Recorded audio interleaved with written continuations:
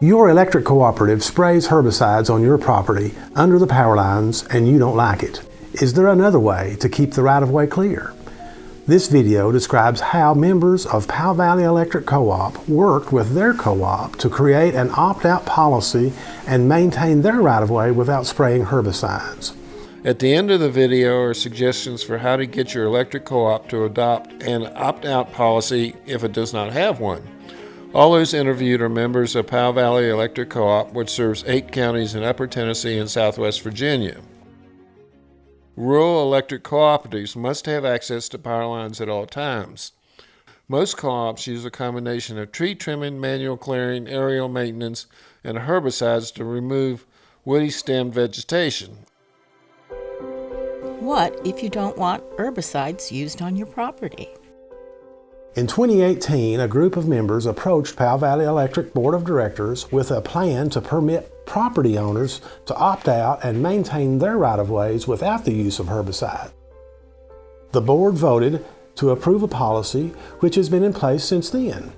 To learn about the specifics of this plan, go to the Powell Valley Electric Cooperative website and under Operations, click Right-of-Way Opt-out Policy. Why would you not want herbicides used on your property?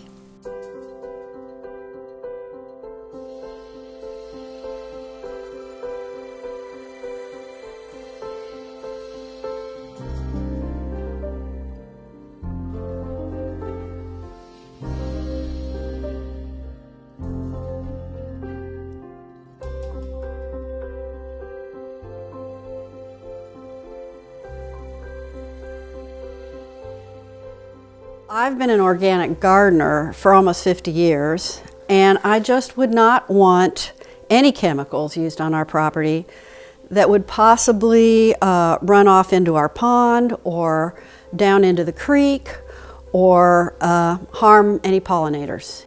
Powell Valley has said that they select EPA-approved herbicides. The problem is that EPA has approved many herbicides, such as glyphosate, that I believe are harmful to people and the environment. My husband was clearing land where we'd planned to put an organic garden. After a couple hours working, Tim returned, rushing into the house. He said, "I found a blue-green liquid on the leaves of some of the plants that I was weed whacking. I've been working in it for hours." In a matter of days, the trees and foliage turned brown underneath the power lines, and we started hearing stories of others in Sharps Chapel. Rhonda Parks and her husband took a walk on their property, eating the wild blackberries they found. Within days, they experienced severe diarrhea, headaches, and dizziness. There were many more stories like that. How does a property owner maintain their right-of-way if they opt out? There are options available depending upon the type of terrain being crossed by power lines, access to equipment, natural vegetation, and ground cover to be planted. The initial year or two of maintenance is the most challenging. Powell Valley's opt-out policy permits members to choose whether to maintain the entire right-of-way or only a section of it. What it takes to clear that, I just use loppers, and I've got a pole saw too. And it's where it's really steep, it's kind of more difficult, but you just have to work your way around. But doing it about once a year is what it would like to do, but I only need to do it about once every 3 years. And because they are just sucker pines, and you just can use a lopper just as easily cut them down.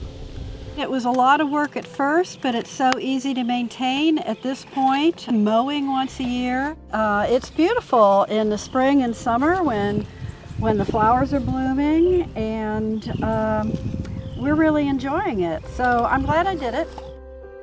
This is all natural growth, and this is cut once a year. It's very easily maintained. How do you get your rural electric cooperative to adopt an opt-out policy? Contact your rural electric cooperative to find out how the co-op currently maintains its right-of-way. If herbicides are used, it's important to know what these chemicals are. Then, preferably with other members, approach a staff person for a meeting. Request to speak at a board meeting to explain why You want to maintain your right-of-way without being sprayed. Emphasize that adequate notification be given to co-op members before spraying. Be prepared to submit a draft of a policy. We hope this video has been helpful in explaining why we think it is important to have an opt-out policy and not use herbicides on your land. As the years have passed, co-op staff have become comfortable with the process. For questions or more specific information, go to our website, pvecmembervoices.org, and follow the links. You can email us at pvecmembervoices@gmail.com, or you can message us through our Facebook page. Thank you.